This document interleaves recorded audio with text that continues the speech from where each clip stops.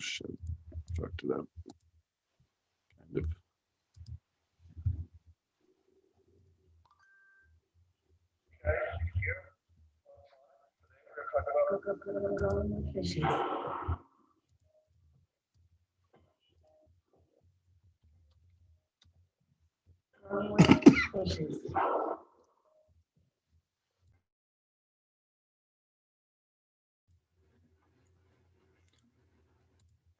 All right, everybody, welcome to Growing the Fishes podcast, episode 230.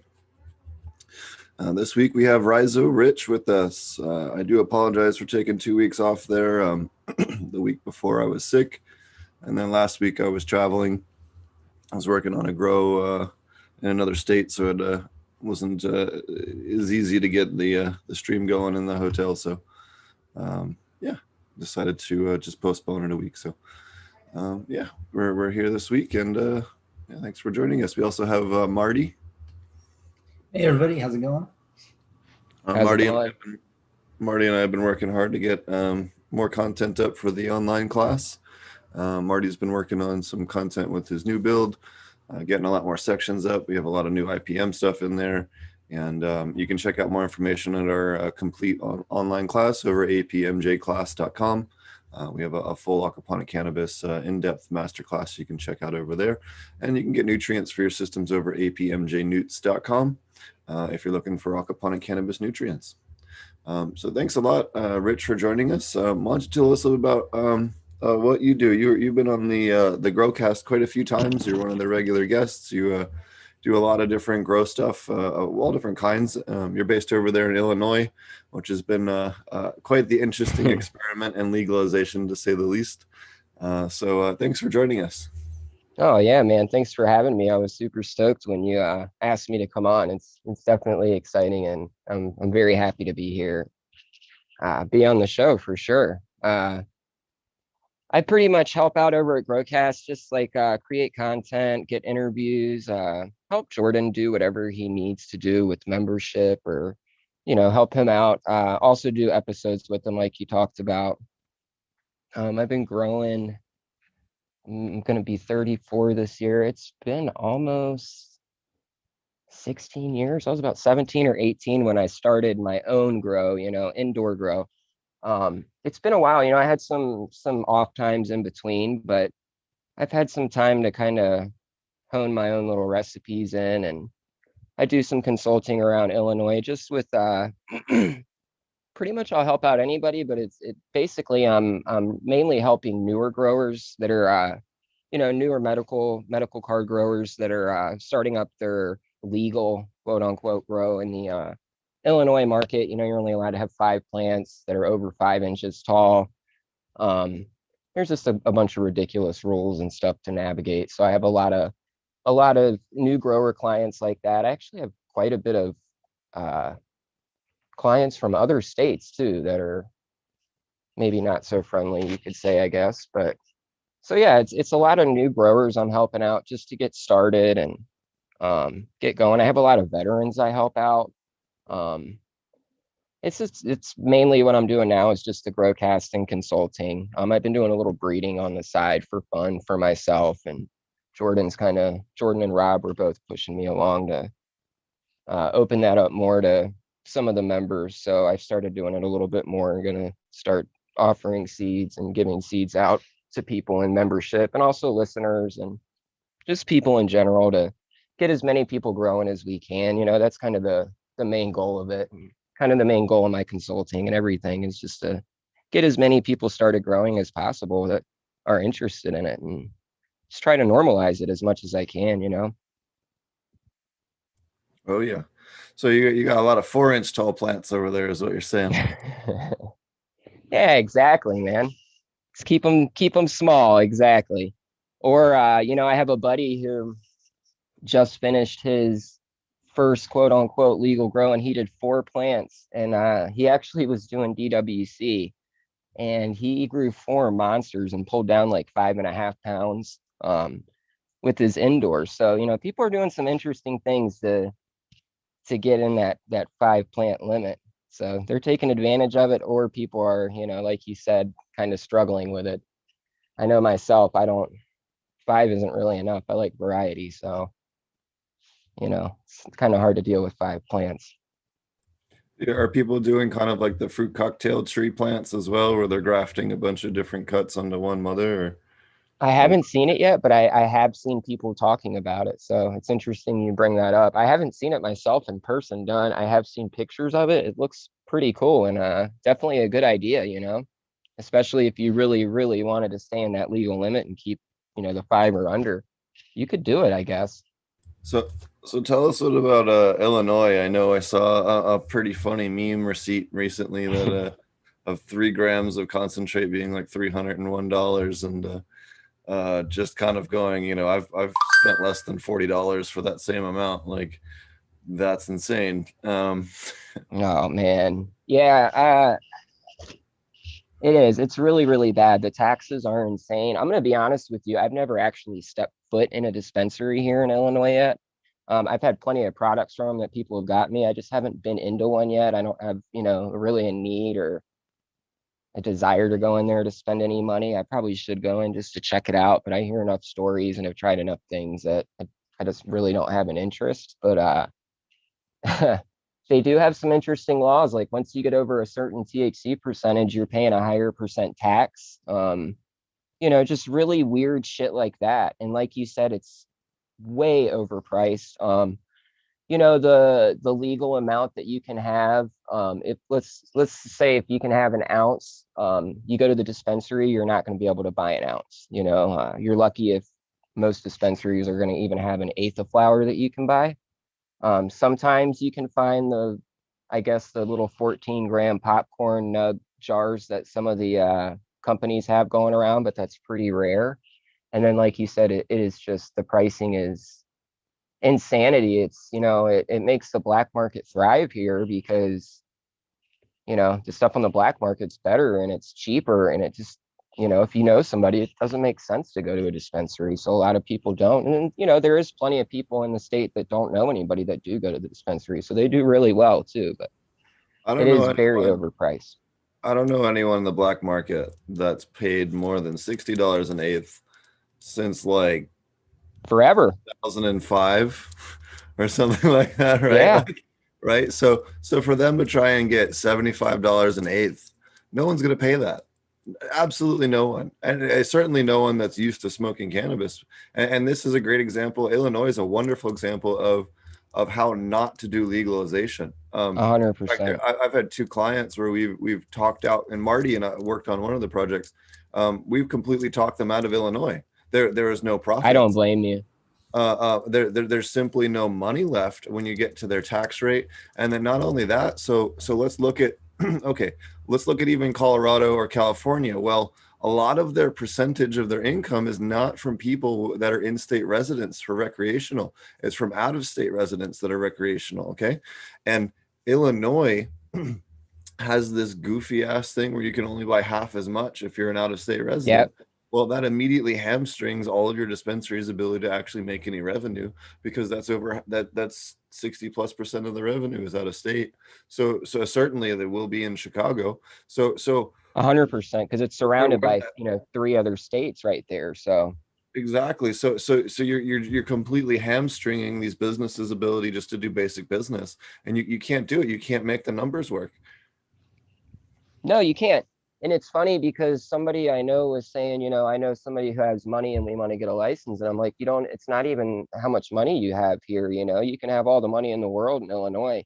You do need that, but you also need to know somebody too. You're not just going to get a license. You really have to know somebody and have the money here. You can't just have, $10 million and think you're going to get a license. You better know, the right people. It's very clicky and very corrupt. And I know a lot of other states are corrupt too, but it's really, really bad here. It's extremely hard to get a license or even, get one awarded. And I know people were, applying for craft licenses. And I know people that were renting out buildings and properties before they even got awarded the license, just so it looked like they were being proactive and, it upped their chances of getting a license, and they, invested their life savings in it. It's like, what happens when you don't get a license because they're only awarding a certain amount?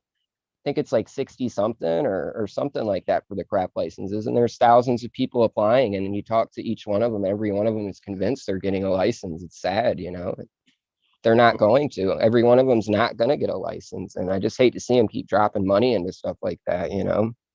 I know I burned a hell of a lot of cash trying to get a license in Cali. And I realized you can't do legal business in Cali. So I moved on. Yeah, sometimes it's just what you have to do. You know, you have to find the right spot. And some states are just really bad and a lot worse than others. Like you said, Illinois really is an example of, you know, how not to do it. It's just very, very strict. And like I said, there's not enough product either for people either. So they're kind of shooting themselves in the foot. They're making a ton of money still, but they still can't keep enough product on the shelves. You know, there's people can't walk in and get what they want, their, you know, legal amount and walk out of there very easily. It's rare, you know, they're getting under what they're allowed to get because the dispensary doesn't have it. And for no real good reason either. I think Yeah. there's no reason that all those people couldn't be craft, or at least attempt to be craft growers. You know, we're always big advocates, you know, going back as far as the show has dealt with legalization of, you know, really competition, you know, sort of being the important factor of any healthy local market. And if you Definitely. regulate the small amount of competition out of it, and you know, you'll hear all of these different things about how they got to protect the price point and like all of these other like you know, Yeah, business always things. something. And yeah, it's always something. And I think that Oregon's healthiest um, cannabis market was before legalization for recreational, and we just had the medical market. We had literally like 2,000 growers in our local county here. Every dispensable had plenty of product, Right. a variety of different strains. Um, you know, you had one-to-one strains, you had CBD only, you had, you know, like a variety of stuff. And now, you know, different types of products. And now for the most part, it's just high THC dabs, like Mm. in edibles. And so, not that there's necessarily anything wrong with that, but by over-regulating the medical market after uh, recreational landed, they really just choked out the market to the point where um, now quality is way down, and there's way less growers, and medical patients have a harder time. They pay more money to get meds. Like really, it's just been you know, not good. And I think Illinois is probably, you know, sounds even worse. So that's not it's Yeah, not it trending is. in the right direction. You know, they don't let that the cream rise to the top, you know, and they don't let that healthy competition, like you said, and let enough people get licenses. And you know, the good ones, they end up being the ones who are successful, you know, and they just don't allow that. They just whoever can afford these super expensive licenses, and that's it. And there's not much variety, like you said. It sounds like you guys had a lot of really nice variety before, and it sounds like a, you know, kind of dispensary I want to go into, that a bunch of craft growers are contributing to, and a bunch of different good stuff, a bunch of variety. And then like you said, now it's just a very limited number of things. And that's how the stuff is in Illinois too. There's very limited amount of strains. It's all the same stuff. Some of the bigger places now can grow stuff out and sell it to other companies, and they can put their label on it. So they're doing that. You know, Jordan's got stuff plenty of times. The host over at Growcast, he lives by me, and he's gotten, you know, quote unquote top shelf stuff from around here, and it has, you know, 12 seeds and an eighth. You know, that's not really acceptable, you know, but that's what people have to deal with here. That's just the kind of stuff that they put out. You know, you don't have the choice to get anything else in the legal market. There's not, you know, I'm not saying it's all bad, but overall it's nothing impressive, you know. Right. And I think the important thing to remember is that in competition, as long as you have regulation at like the point of sale, like in the medical market, we had to, before recreational came in, we basically just had to go through testing before it went into the dispensary. So you had grow inspections and you had that stuff that was handled by the medical marijuana program to make sure that your grow was compliant. And then each dispensary is responsible for requiring testing. You had to post the test results, including like mold testing and all of that. You had to post all of it with any of your product, and you had to get I think it was you had to get one test per pound. And so you had testing right at the point of sale. So you were testing for pesticides, you were testing for mold, you were all the harmful stuff, and in addition to that, your THC and your different cannabinoid profiles, and that really made for an educated buying experience, and was just reasonable regulation that wasn't completely geared towards supporting a recreational, like large recreational grows. Everything is cheaper. Like somebody in chat said that it was only $1,400 for a recreational license, which is great for recreational growers, but for medical, it just made it extremely disadvantaged, because by the time you paid to register all of your patients, you were paying more to grow 48 plants than somebody who could grow a 5,000 square foot indoor facility and a 10,000 square foot outdoor facility. That makes it really difficult to compete, and that's just one example of it. And so it turned out to be not great. Wow, that's incredible that they have it set up like that. I had no idea. Yeah, everything is heavily weighed towards you pretty much have to go through a very similar process to do medical. If you're going to do any more than 12 plants, you have to do the plant tracking, the seed to sale, a number of different regulations. So it makes it difficult to be, and expensive to be, a small grower. And if you got a recreational license, now you are at such an advantage, because your square footage is literally like 1,000 times bigger than what you can produce with the number of plants that you can have. Max medical grow, you can have 48 plants. So then that's for 6 patients. Wow.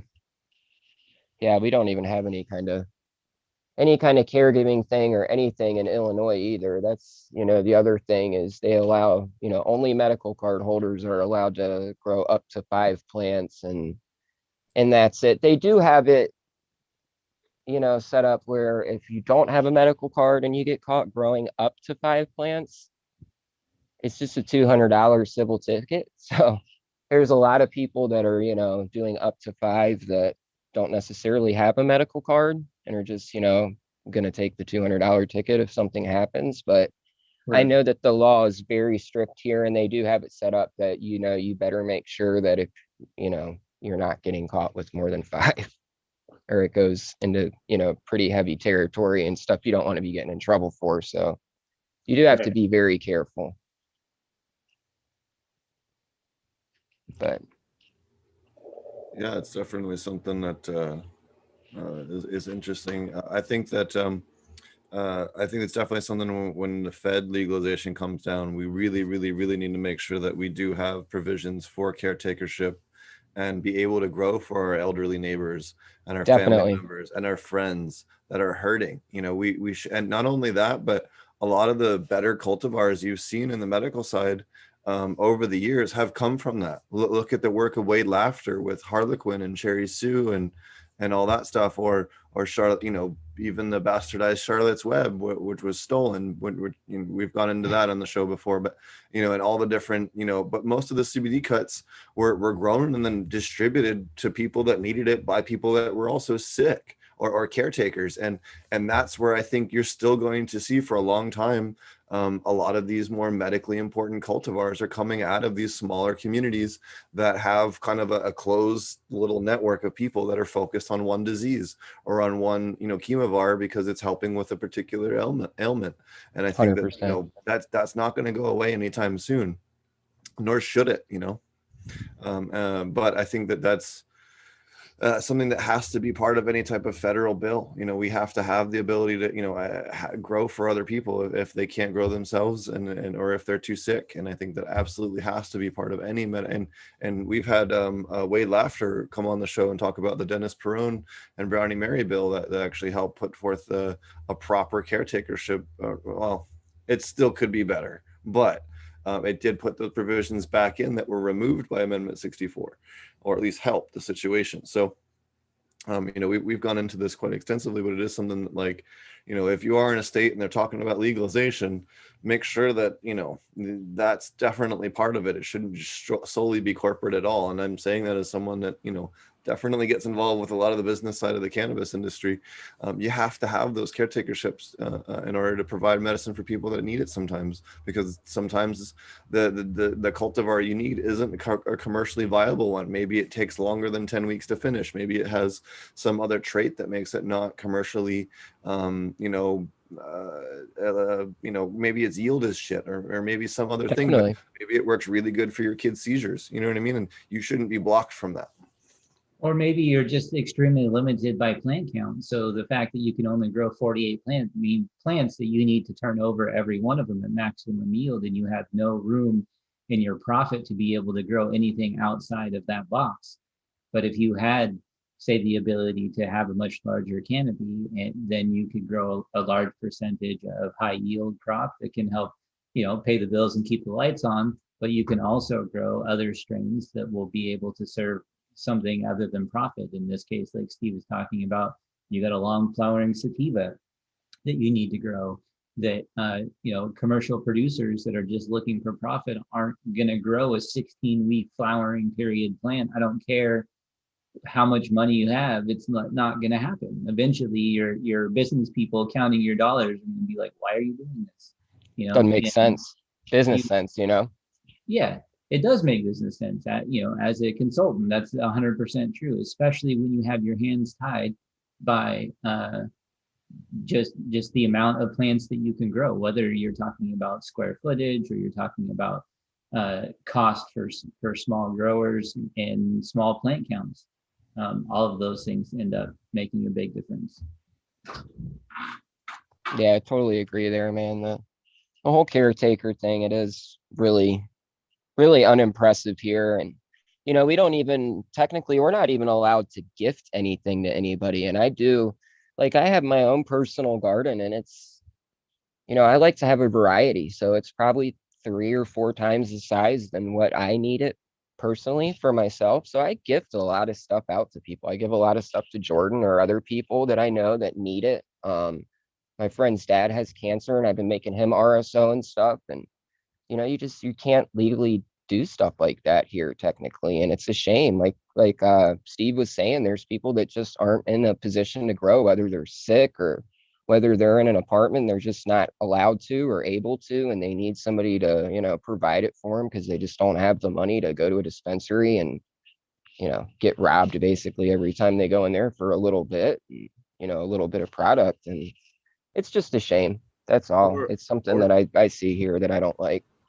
Or even custom blends. I know we make a sublingual for a couple of pediatric patients. That's a very specific and not common ratio of THC to CBD, but it helps with their seizures. So we make it, right? And it's something that we don't sell over the counter. We're going to eventually get there. But right now we're just making it to give away to these people that can't afford it right now, that just don't have anything. They ran out of options. They were at an event we were at, and we're like, cool, we got you. I got, fell off the back of the truck, whatever. But for people that are hurting and need it, you got to be able to do stuff like that. If they don't sell that ratio at the store and your kid needs that to not have seizures, what are you supposed to do? You know what I mean? And that's a easy answer for me.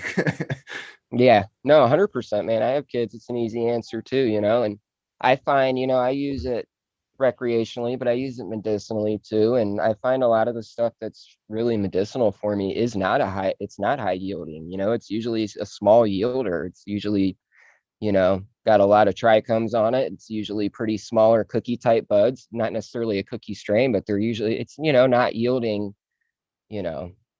what a commercial grower would want per se. It's not necessarily a terrible yielder, but it's not the best yielder in the world. And I have some that do yield great that are very medicinal too, but I do have a lot that a facility is not going to grow out, that, like you were saying, it might not yield, or it just has a super long flowering time. Even 12 weeks even is long for a lot of facilities. adds up to a harvest or two at the end of the year for them. And that talks money, and that, makes business sense to them to not run those strains and to run 8-week strains or whatever they're running. Right. Or even just think about how you can't even really do a proper pheno hunt with 5 plants or 6 plants. And Oh, if absolutely. you need, like if you think about the larger scale pheno hunts that happen, you're literally sprouting hundreds of seeds at a time and Take you trying to years. collect. Yeah. And so in order to do that, it would take you forever to find them. And then even still, like how are you gonna, trying to do comparisons or different things, just coming from someone who can only grow 12 plants. There's only, I can't even do a pheno hunt of 1 strain, let alone multiple strains. And I'm supposed to compete Right. with a recreational grow that can literally pop thousands of seeds inside of their allowed canopy and be able to maintain them and track them and grow them simultaneously instead of 6 plants at a time per run, because or 12 plants at a time per run. If you're here in Oregon, you can have 2 people on the same property, so as long as they live on site, you can have 2 cards you don't have to track everything for and jump through all the hoops for. So it's still less expensive than it was before. But anyway, the point is, if you only have 12 plants, you can't do a proper pheno hunt. You can't really find or even effectively grow multiple strains if you're that limited on plant count. You're going to grow one plant per strain. If you like to have 5 different strains, which I do, I like to have 4 or 5 different strains that I switch back and forth, and I do too. provides the best experience for me as a medicinal patient. And so, those types of things are also affected, not just the people that need specific medical strains, but just being able to find what works for you. You're pretty much hamstringed, in my opinion, with what you can even find out that you like or don't like, especially someone who starts out with nothing. Like, let's say you get diagnosed with cancer and you have to go into treatment immediately, and you're under chemo and radiation, you're puking your guts out, and you're telling me you want to learn how to grow because you can't get a caregiver? I mean, that's ridiculous. Or what if you're on disability? What if you're in a wheelchair? What if you live in an apartment? What about plenty of people like that too? Yeah. Or what about like with Nick Resden was having seizures constantly. He made the mistake. Well, they asked him if he had any, there was some kind of issue. He tried to take CBD oil. They walked in when he was taking it. They took it from him and then violently arrested. I don't know if anyone remembers this. He was violently arrested in a gown with tubes and a plug and a port. It went directly to his heart, and they violently threw him to the ground and arrested, almost killed him in the process. This is beyond fuck. To treat anyone who's so messed up that they're in the hospital, to throw them on the ground like that over CBD oil. Right, CBD oil, jeez, man. Wow. And it's very sad, man. It is. That's another thing I don't think a lot of people realize, or at least people in legal states tend to forget, is there's still plenty of people, in this country that don't like cannabis, or, aren't super friendly about it. And, you have to try to sway them somehow, or, I don't know, or just get more people growing so they don't have a fucking choice about it, Well, there's always Mark Emery is definitely a controversial character, but one thing I definitely agree with him on is outgrow the government. Definitely. That's the one reason why I always produce extra seeds and always give out seeds, and especially newer growers. If everyone's growing, can't make it illegal. That's exactly how I feel, man. Get as many of them growing as you can, because like you said, is outgrow them is pretty much the only thing we can do, So they'll just have to get over it. With that said, with the wacky market there, what are the cultivars that are kind of the popular in strains out there in Illinois these days? So far as dispensary stuff, that's going to be kind of hard for me to answer, but I can, tell you from what I see, from what Jordan brings me or other people have gotten me. I know there's one they call Mag Landrace. I don't really know what it is. I am very suspicious it's probably not even a fucking landrace. That one tends to come with a lot of seeds in it for some reason, but everybody seems to rave about that one too. There's a lot of these, what the hell is that thing called? I think it's like they call it super glue. It's basically some kind of, you know, copy on Gorilla Glue or some kind of Gorilla Glue cross. That one's pretty popular around here. We don't really have, we just started getting, so I don't want to say we don't have, um, just started getting rosins in our market. So we haven't even had like rosin or live rosin.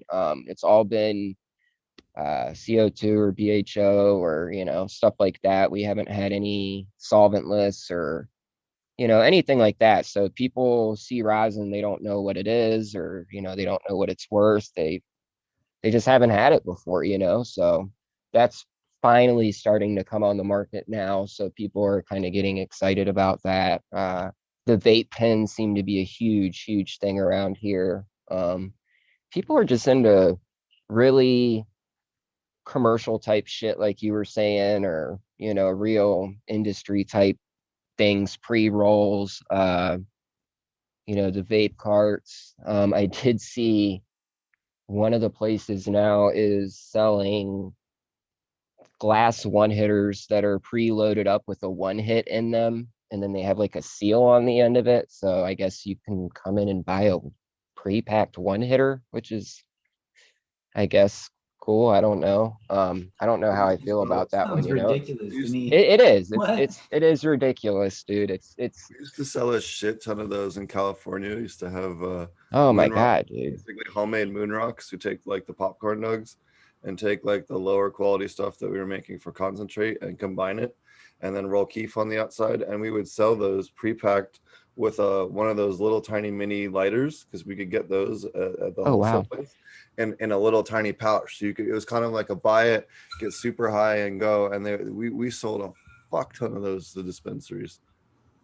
It's Yeah. stupid as hell. It's one of those products. There's so many products in the industry that are just stupid as hell. I hate them. You hate them. They make no sense. But if they sell They them, don't. that's See, Why I fine. the mean, fuck I wouldn't you can't, try a pre-roll? That seems dumb.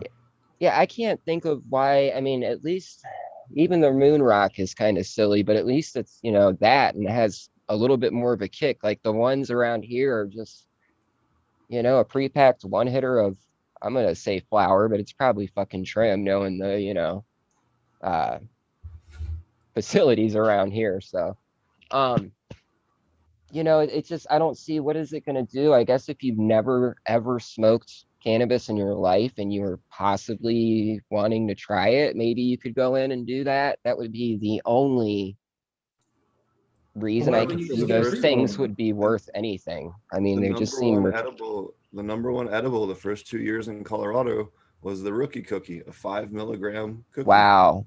You know, that's funny you mentioned that because I see a lot of people. Okay, we have a lot of like Instagram pages in Illinois and stuff that are geared toward reviewing dispensary products and shit like that. I'm sure you guys have them in your states too. But I do notice a lot of people are reviewing like these 2.5 milligram edible candies or these little like pre-made pills, which I don't really know how I feel about that either, you know, for recreational use, but they're like putting it into a pill form and they're slapping labels on it like, you know, energy and relax and, you know, just these weird, you know, these pills that you could take that have, you know, THC or CBD in them that are supposed to, you know, you're supposed to take them at different times of the day or for different feelings or whatever. I don't know, but I was looking at them and some of them are like a half a milligram or like you were saying 5 milligrams and just very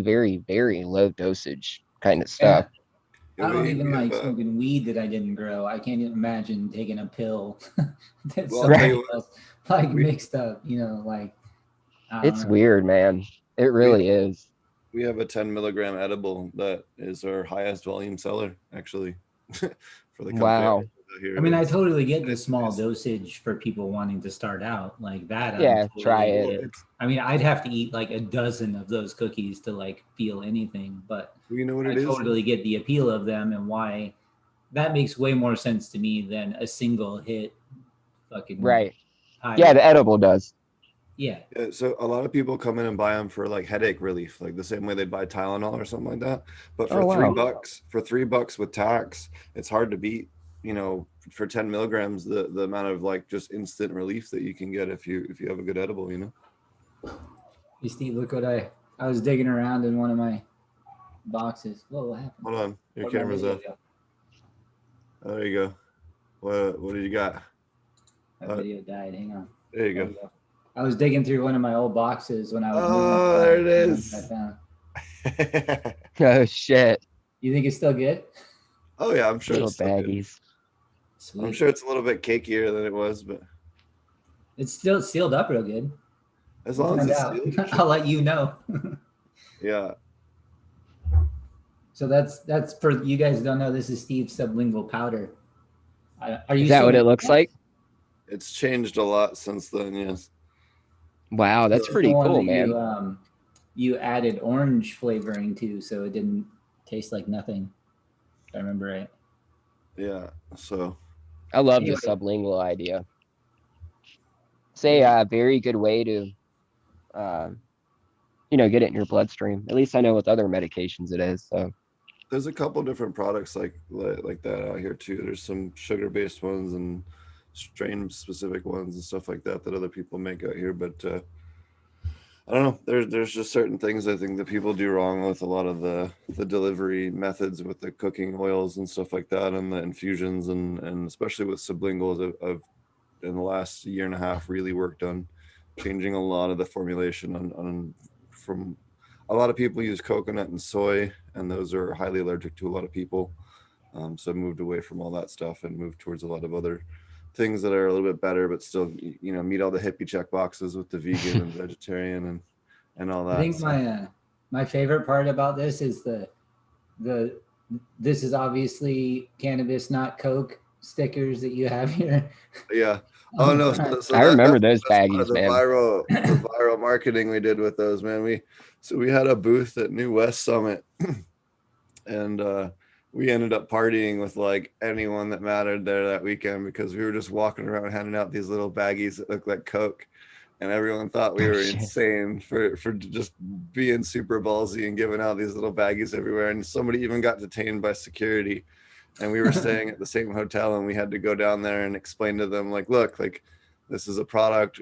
We told them it was CBD just to get the guy out of the situation, Right. but it was THC.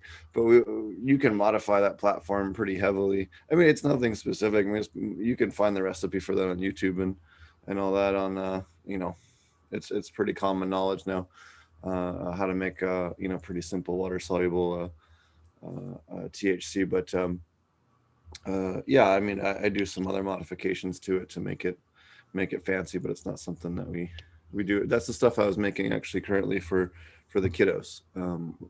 We make a CBD THC version of that specifically for a couple of pediatric patients to meet whatever the dosage is, because each pediatric patient has figured out, the parents figure out what the CBD to THC milligram ratio is, or their doctor, whoever their main treatment person is, and we can dial it in exactly what they need to make sure that they don't have any issues. And Right. I don't need to make money on something like that. It's fine.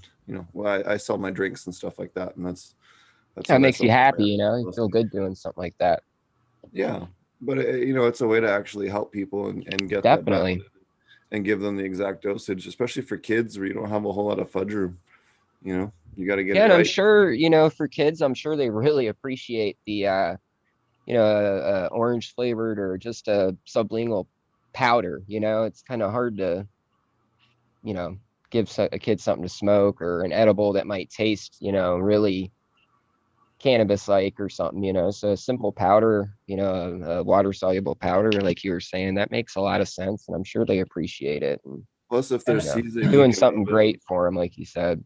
if they're I wish seizing, that you you can could, just rub it on their gums. You can dump it in their Oh gums, yeah, rub it on there, and they don't have to worry about swallowing it or choking on it, or you know, even oil, you can choke on it. With this, it just dissolves right up against the gums.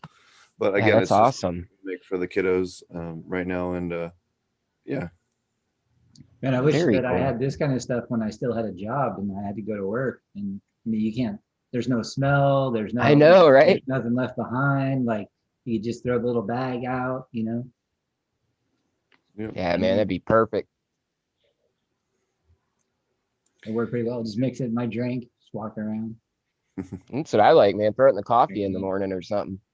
go. Or I make a cappuccino. We're working on an instant on a coffee company right now. I'm working with Oh, a coffee dude, that'd be company so right now. sweet. That'll be coming later in the year. But we have some really good Jamaican and Colombian coffee partners that we're going to be working with, and doing some really cool infusions of some higher end coffees later And in when the your year. boss starts getting cranky, you can just offer to make him a coffee and just, you know, here you go. Yep. End of the That's day, everyone awesome. Then gets you rich. just add a zero to your payroll. Yeah, Yep. don't go do that. Just kidding. Just give How it to about the that chicken. raise? Make sure you get extra couple bucks. But yeah, so what? Tell us a little about your grow style. Do you do more living soil? Do you do hydro? What are the different Yeah, methods no, you tried and you found works best for you? I know you teach a lot of newer growers. So maybe what kind of do you like for your personal grow, and then what do you like when you're teaching newer people?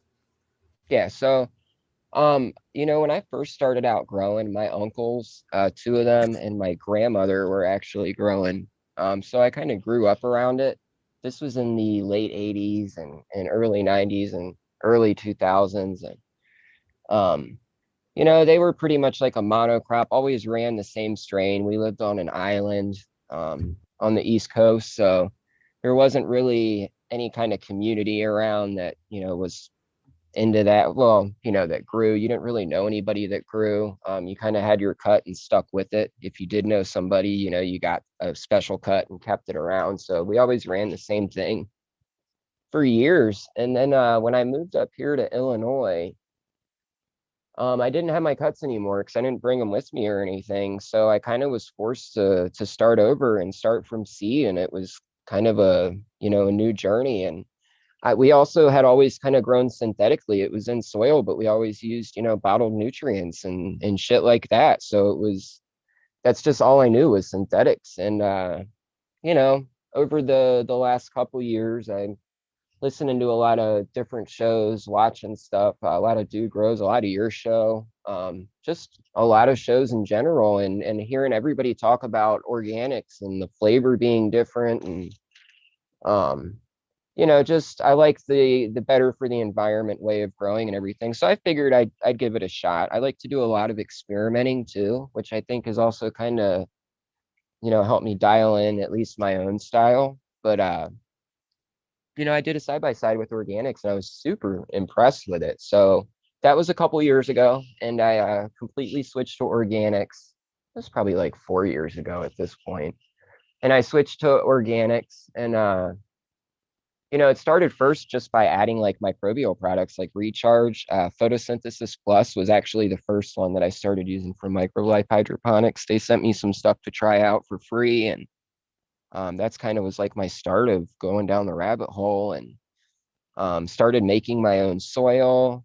I play around a little bit with KNF, but mainly only with like FFJs and FPJs. I haven't really messed around with, IMOs or anything like that. I really do want to get into it, but haven't really, you know, got that deep into it yet myself. Just a lot of ferments pretty much. But yeah, just I'm mainly organic now, and just do my own soil mix. Like I said, I use a lot of microbial products. I use Recharge, Photo Plus, I use Mammoth. Um, I alternate them, of course. I use a lot of compost teas that I make myself. Um, just stuff like that. I love my organics now. I feel like the flavor it just pops way more than synthetics did. And actually a person I know around here that set up a new grow started growing cocoa and synthetics, and I gave them a bunch of my cuts to start out because I was very curious. I'm like, I want to see how these are going to turn out. And it's just nice after a couple of years of running shit your own way to see it run a different style, and they turned out fantastic. But I do feel like there's something there with organics and just a slight amount of flavor difference. You know, it's a little bit more robust. There's more profiles that come out. Not only that, the plants seem to look prettier. They express themselves more. You know, I like not having a bunch of bottles around, and I like being more, you know, conscious about what's going on with the environment and what I'm using. You know, I'm already growing indoors. It's already not very natural as it is. So you got to kind of do what you can in your own ways to, you know, keep it as natural and organic and as environmentally friendly as you can. So that's kind of what my main focus is now. So that's what I try with most of my clients. A lot of people want to do organics now, but I do have a couple people that want to do cocoa and shit. So what are some of the more interesting things you discovered while doing your different side-by-sides or your experiments? Anything notable? I'm sure you found a couple of cool things.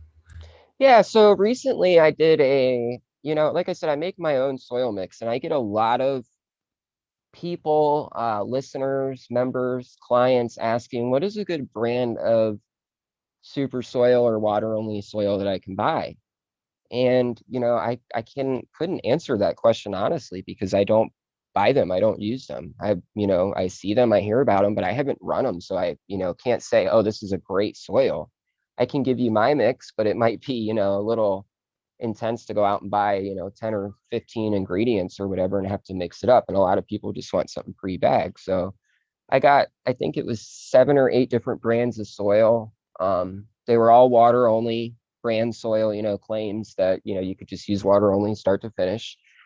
It was kind of just for growth, content for Growcast, but it also, like I said, I wanted to be able to answer this question of what were some good soils to use and who could actually hold up to this water only claim. I ran Detroit Nutrient Company, water only soil, another Michigan company called Total Harvest Control or THC soil, M3 or Michigan mix out of Michigan as well. I tried to get some from all over the country. Then I got Green Grow Prideland soil, Malibu Compost Booze, Baby Booze Blend or whatever their super soil mix was. Coast of Maine Stonington blend. So I think I'm missing 1 or 2 more.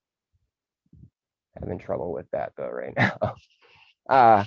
But yeah, they, you know, honestly, they all did. I didn't give them anything except water only from start to finish. And this was water out of my tap because a lot of these people are new growers. They don't have RO systems. They're not running special water.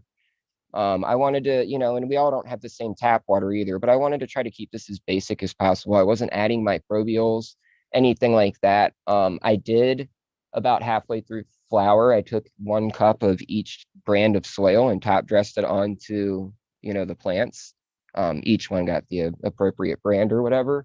And at the end of it, I was very surprised at how well the end, you know, flowers turned out. They turned out, I dare say, very close to how the flowers turn out that I add all my additives and shit into. You know, most soils I noticed did not necessarily hold up to the water only claim. A lot of them did need that top dress halfway through. They just weren't going to make it, you know, from start to finish like they claim. A few did pretty good. Surprisingly, Sohum did very good. THC or Total Harvest Control did great. Detroit Nutrient Company did great. And then Stonington blend, the Coast of Maine did really good. Oh, and Purple Cow, I ran that one too. The Indica Ganja or whatever it's called, their newer one that's, you know, solely made for cannabis or whatever growing.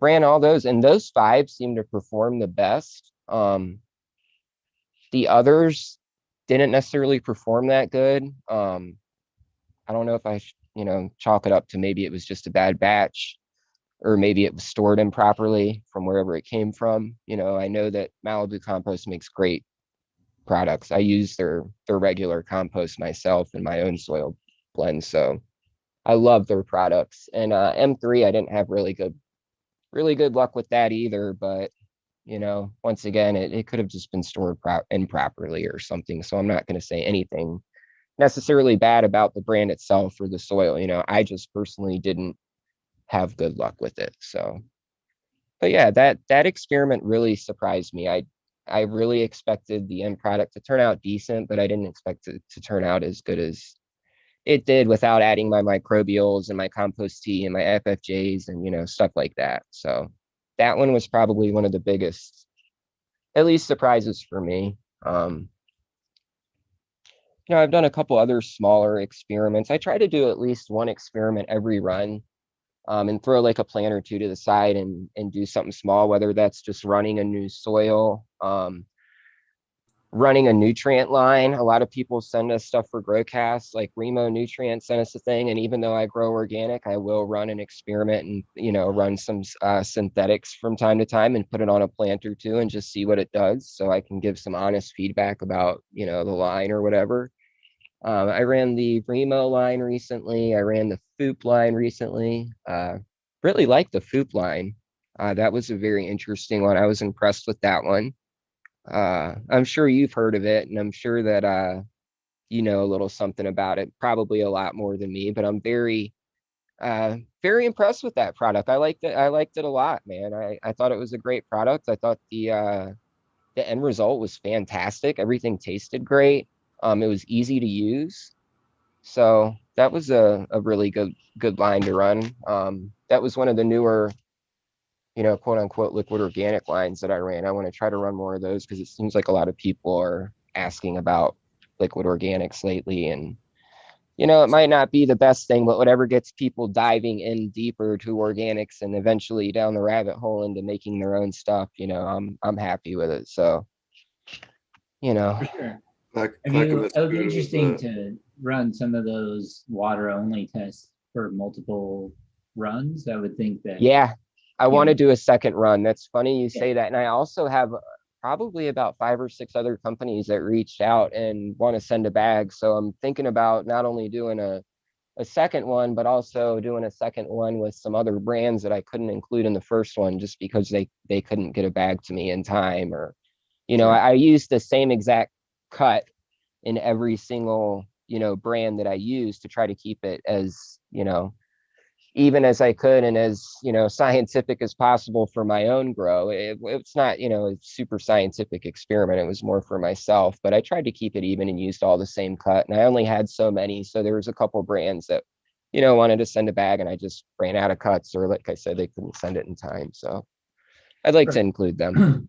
I try to do the same thing. I do LED tests. So I have Oh, that's cool. I have another spider farmer just shipped me a light to enter into the LED grow off. So now we have Spider Farmer, Myers Hydro, Bloom Plus, and hopefully Spectrum King at some point, but that's has its own complications at the moment. So anyway, so we're looking to add stuff in, and I have 2 different cuts, and I try to put 2 small plants under each light so we can see. That's cool. But I've already fucked it up once and had to restart. So just because of mislabeled plants, that was my own issue. But so that, and I'll just keep that going, and I'll keep rotating different strains underneath them, and you know, kind of get a track record for each one. And you know, it seems to get more traction. This is you know, the 3rd company that's reached out to that's awesome, put it in light. And so then you know, gives people a chance to really see. And now we'll have different wattages. Like we have 150 watt. Now we're gonna have a 200 watt from Spider Farmer. We have the 300 watt from Bloom Plus, and then I have my 330 watt ceramic metal halide. So we're trying to stay in the lower wattage range, right? At least for the moment, more for the home grower in lower power consumption for growing indoors. And then so I totally hear what you're saying about you know, trying to keep it relatively the same, but I would say that that's probably I wouldn't be surprised for the first run to turn out really well, but I would be surprised if like the second and third run continued to turn out well with water only, because the you know, the principles of even like KNF and you know, all of those FFJs are to replenish soil and be able to not have to replace it. And so growers of indoor growers were successful of, you know, just throwing out their soil after every run or every 2 runs for this exact reason. So it'd be cool to see extend that out, and that'd be cool. Oh yeah, you're saying do like a second run using the same soil? Correct. Yes. Yeah, no, I agree. I don't think it would do well at all. Like I said, most of these wouldn't even couldn't even get through a first run without, at least having some kind of top dress of their own soil thrown on top halfway through. So I don't even know if they'd be able to. I'd love to run it just to see though and see what happened, because I've been super surprised in the past.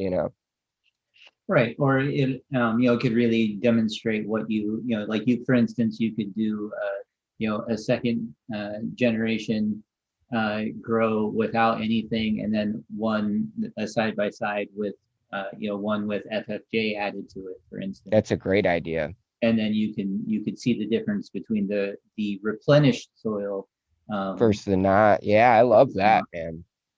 And it would give some great, KNF experiments and shit, which I probably should be doing some more of. Like I said, I try to do at least one experiment, in every room. So oh yeah, for sure. that would Like be a right good now, one. I have the LED tests that are going, and then I have varying levels of potassium and phosphorus tests for different strains going. So that way I can kind of dial it in for the strains that I'm running. And I guess ultimately what I'm trying to figure out is how we know that we can use significantly less nutrients in organic hydro or aquaponics or any of those microbial heavy Right.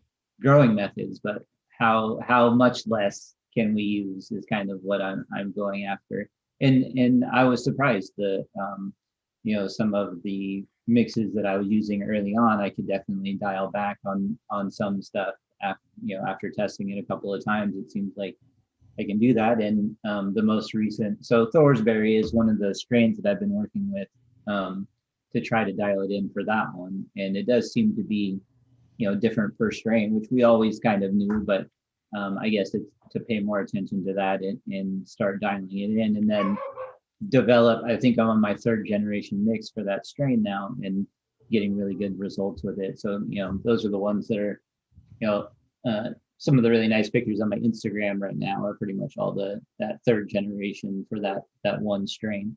So I'll probably, look at dialing it in. So what I did is I took a base and then I varied it, the same dosage over 4 different plants.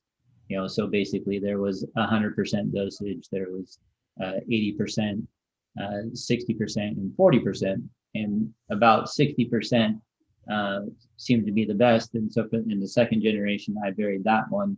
So 60% was the new 100%, and then I stepped it down again, and 80% came in, kind of about the same. So in the third generation, I kind of split the difference. So it would have been more like somewhere around 70% of what my original dose was. Seems to be about the best for both potassium and phosphorus. So it's kind of interesting to run those things over multiple grows and not just one. So just the advantage of being able to do it over time and get it dialed in. And then I'll probably get tired of this strain and pick another one to mess with. But you know how it goes. Oh yeah, man. And I feel like, every experiment you do too, you learn something and it just makes you a better grower. The more experiments you do, the better grower you can become. So it's just another reason, like it helps keep shit fresh for me at this point. I don't know. It just gives me something to do every run, if I have an experiment going on besides the usual, regular run that I'm doing or whatever. So I love having some experiments in there. I think that's why they call it the rabbit hole. You can just keep going, pick a new tunnel. Yep, there's always something, man. It never gets dull, and that's the fun part about it. Absolutely. So what are some of the more interesting things that you guys have been covering over there at the Growcast, or some of the cooler stuff that you guys have been working on or talking about and things like that? I know you're real involved with some of the back end on there. Yeah, like I was mentioning, we're doing some seeds that we have that we're, getting out to members. So we've been doing some breeding stuff. We've been trying to get a lot of a lot of different interviews and stuff that we haven't normally had on the show. Like recently we had Brett from Microbe Hydro on, which was really interesting to hear him talk about his products. You know, you really don't hear a lot of microbe companies on and talking about their products when you think about it. You know, I've heard Colin from Mammoth P, and that's kind of it, you know. And I don't know. I know I don't watch everything or listen to everything, so I'm sure there's other people on, but mainly, you know, it's, you know, there's not a lot of companies on talking about their products. And I use Photo Plus and we talk about it a lot on the show. So I really wanted to get some more background and have an episode where I could point at and show people, you know, this is why we recommend this product. Here's some more information on it. You know, people could just get a little bit more background information on microbes and what's going on and stuff like that. So we've just been trying to pick some new content. We're hoping Rex from Power SI or Power SI is going to come on and talk soon. We've just been trying to get a lot of different and new, fresh interviews and content. They shut down the Grow Pass membership and changed it over to Patreon recently. So we've been doing the switch from that to Patreon, which has been interesting. We have the Slack chat channel, which is, you know, a bunch of different chat rooms for members. I think there's a couple public chat rooms for Growcast in there too. And, you know, we've just been adding a little bit here and there and trying to make the membership over there a little bit more fun, a little bit more interactive. Jordan's doing like live TV on Wednesdays. And, you know, we have our Ask Me Anythings once a month, the first Saturday every month or second Saturday every month now, I believe.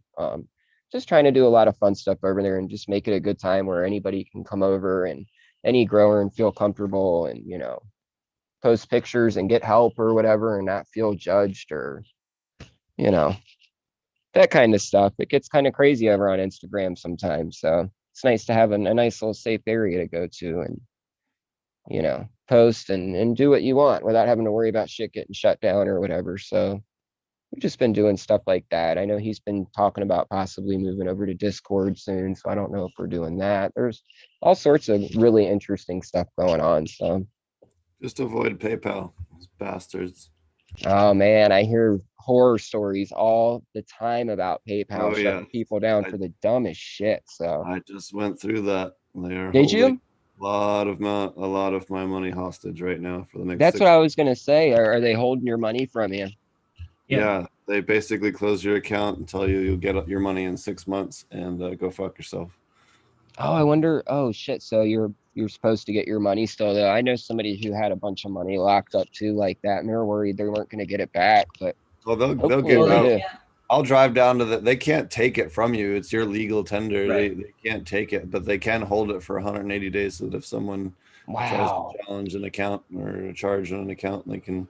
Right. Technically, it's because they're not officially a bank or anything like that. They're not under the same clause that they're required to issue your currency, but because of that, they can lock it up for 180 days while they investigate whatever it is that's happening. So basically, they just fuck off for 180 days. They won't tell you the transaction. They won't tell you the transaction number. They won't tell you the date. They won't tell you the transaction amount. They won't tell you. They got you in trouble or something. They won't. I spent 14 hours and a lot of. I mean, I've been screaming and yeah. That sucks, man. Like I said, I've heard terrible stories, and it seems like a lot of these payment platforms will do that. You know, they'll shut you down if they find out you're doing anything with seeds, or I know people even for selling a pipe or a bong or something really stupid. This is just consulting on grows and selling classes. We don't. Oh no way! Never even done anything with genetics. Yeah. Wow, I better watch myself. Literally just knowledge. Yeah, teaching people the same as selling a book or a DVD. Wow. Completely protected. It would be like if Jorge Cervantes just got Ed Rosenthal. Yeah, that's wild, man, that they got you for that. I mean, fuck. Well, we don't even, I mean, I guess technically we don't even know what it was because they don't even have to tell you. Yeah. That's wild. You can't even find out like what, you know, got your account shut down like this. I don't know. I guess they're keeping it private if somebody said something stupid or. Anyways, they're lucky they're not within driving distance. That's right. Going to get my money now. Yeah, I would go get it that day. Better Whether they ask wanted to give away. it to you or not. Yeah, that sucks, man. I'm sad to hear another story No, about it's that. just annoying because like you get all your websites set up and all your other platforms plugged in so Right. that you can function easily, and then like we have, I like my, I have payments that go out to certain people's Patreon. We try to support the community, at least the people that Right. we can, as much as possible. So like, there's just a lot of stuff that I have to like. It just takes me. It's gonna take me like 3 days to fully reset up everything to get it working again. Just a pain in the ass. It's something If that's you kind do of use one of those. PayPal, don't leave your money in there. Yes, Transfer always. it Yes, to an do not account. leave any Yeah. large amount of money in your PayPal. That's all I have to say. Yeah, I've always started ever since I heard the first couple stories of people getting their stuff locked up. I try to transfer any money out ASAP because it freaks me out leaving anything in there, just for that Yeah. reason. Don't do it. Yeah. Not worth it. Not worth the headache or the hassle or the worry or anything. But yeah, man, it's How much sad that bullshit they is in even have to like do that or at will some even point do this that. year the feds will change the laws and this won't even be a thing anymore. But you know, Not Yeah. tomorrow, they won't.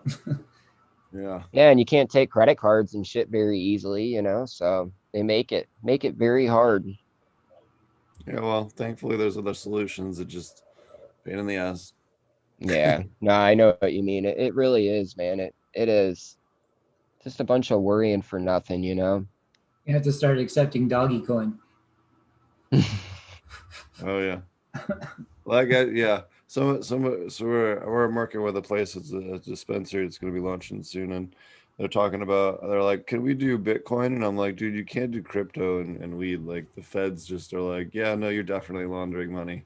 Like you can't. There are places in Vegas and stuff that'll take it, but like, first off, it's going to guarantee that you get audited, and then that's a whole other fun thing with the Bitcoin involved, and just it's just a pain. Like, just don't. Ooh, Basically, just don't do it. Basically, is what I'm saying. Like, don't touch crypto if you're. I mean, if you're just going to take Bitcoin for weed, why wouldn't you just stay on the black market?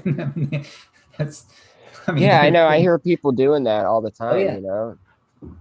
It is I wild. had friends allegedly, exchanging Bitcoin on the black market for, the Silk Road still existed back when Bitcoin was young. Oh yeah. And I have friends now that literally kick themselves because they essentially paid what is now the equivalent of like $60,000 to have a pizza delivered. I've heard stories like that too, Like man. if they would have just kept the Bitcoin Giving that them they away. paid to buy that pizza and have it delivered, it would be worth like 60 grand less than 10 years later. Could you imagine being one of those people, man? Yeah, I had 20 Bitcoin and traded them for an ounce or a couple ounces or, Right. a little bit of Or people weed or a offered to pay pizza, you in like you Bitcoin. said. Shit, dude.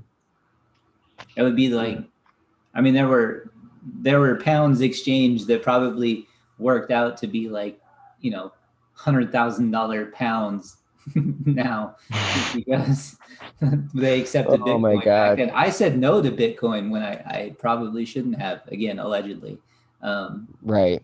is like just crazy to think about. I don't know How much enough that would be about it. worth if I just said yes one time and just put that shit in my bank and hold on to it.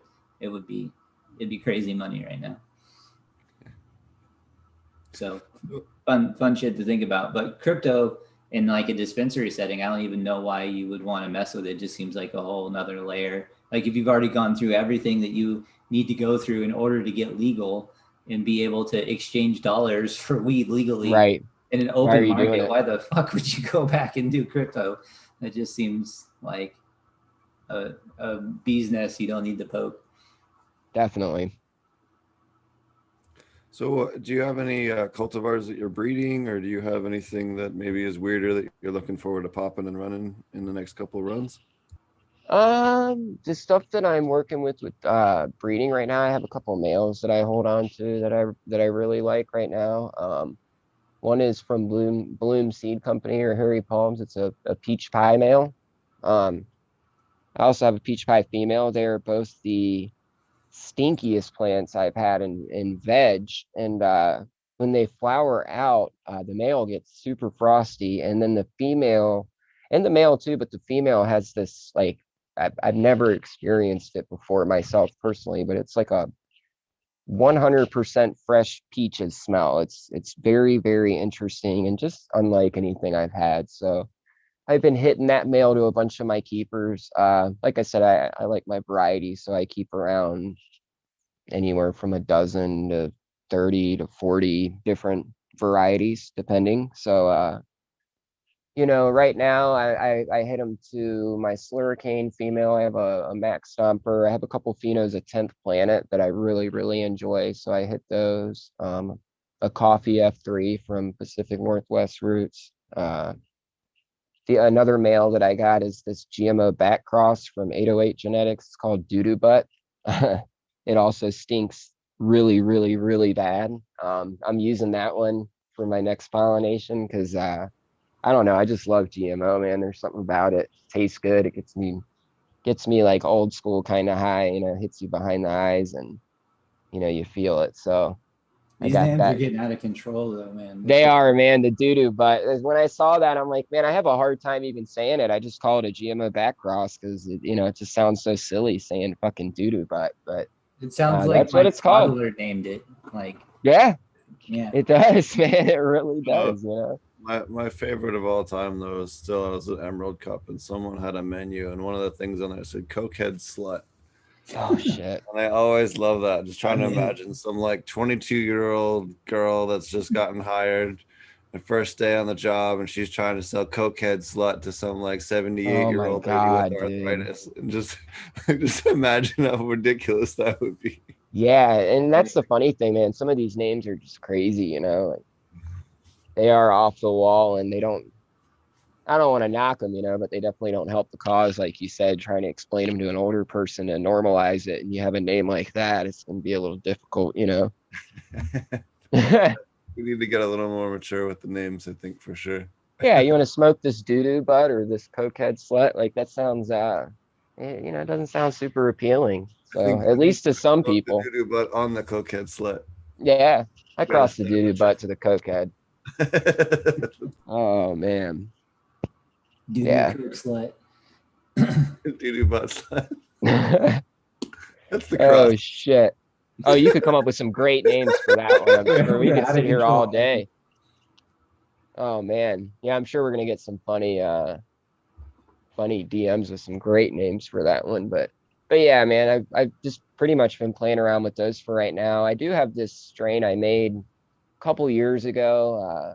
We call it the Ice Cream Wolfman, but the mother that I use is this Headband Oregon's Huckleberry cross, and then I cross it to an Ice Cream Man male that I have from Wise Farms or Compound Genetics. It's just something super, super interesting that I've played with for a couple of years now and sent them out for free to a bunch of people and got really good feedback on. So I'm taking those to the next generation, and then I'm going to go through those and take it again and, just keep playing with that one because it's been fun. And like I said, gotten really good feedback and the buds always come out really, really pretty and really tasty. So if other people like it, I figure I'll keep working around with it. So just been playing around with those. But yeah, so far as the females, pretty much the 10th Planet and the Slurricane and the Max Stompers and the Coffee. I have this other one from a smaller breeder called Grassman. That's a White Widow Afgooey cross that I really like. Kind of reminds me of back when I was in high school where I lived. We had a lot of White Widow and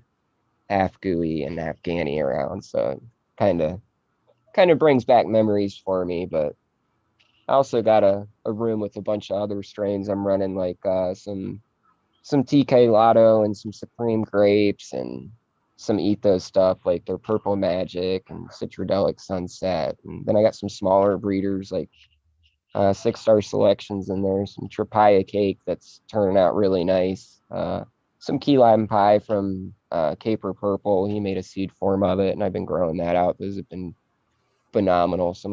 Probably some of the best plants I've ever grown, honestly, was that Caper Purple Key Lime Pie. Super frosty, not the biggest yielder, but gets you really, really high, tastes really, really good. Beautiful flowers, just all around checks all the boxes except for, the yield. But even then, it's a really dense strain. So, it might not look like much, but it does weigh out pretty good. So it's good stuff. Well, I like that your first box to check was that when you smoked it, it got you really high. It doesn't check Yeah. that box. What the fuck is the point? Got to right? get you really high. Medicinally, it's got to do something for you. I mean, Yeah. there are some strains that I have kept around that might not necessarily get me super high, but have that really good flavor. At this point, I've been smoking long enough. I guess I don't get super high anymore, but I'm more about flavors at this point. Just affected. Like I like to smoke different kinds of weed during the day or at night or to go. Oh to sleep, yeah, me too, man. For sure. Just that they have a head change in effect. Like there's nothing worse than a really pretty bud that doesn't do shit. Like yeah, and you go all day and you're like you said, you're progressing from hoping that, okay, I've been smoking since the morning, so now I really need something that's going to work at 8 o'clock at night because I've been smoking all day and smoked 4 different kinds throughout the day. So that fifth one's really got to hit the spot. For sure. That's such a weed snob thing to say, but I love it. It is, man. Once you become a grower and you do a couple different varieties, it does become kind of snobby. And like you said, especially when you're growing medicinally, man, you have to have a variety. Not just that you get bored of different flavors, the same flavors over and over, and you need different stuff, but you got to keep the effect going. You got to find the right ones that work for you, and alternate between them or keep That's different another varieties thing going. about having a limited plant count too. Having only 12 plants, it really sucks to grow something you don't like. Yeah, you're bummed when work. you pop something and it's not a good pheno. That's the worst, man. Yeah, it's like, man, I just spent all that wasted real estate. Yeah, so a lot of times I'll give it away, or I sort of have my I'm never out of weed, so it's not like that's ever really an issue, but I have the the reserves, the joint rollers, for when I have friends over, we can bust it out and roll up big fat joints and not have to worry about it.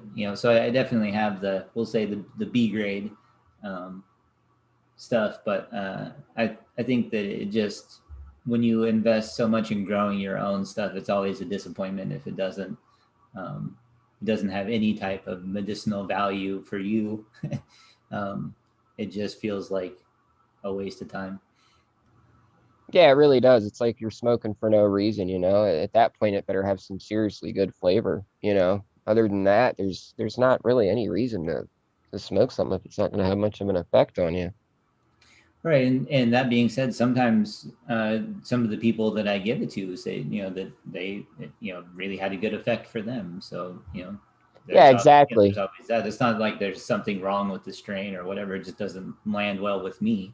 But when you only have 12 plants to grow, it really sucks when that happens, because not only do you give away part of it, but you spend all that time doing it. You can't get that time back, and it's not like you can just have extra plants to account for it.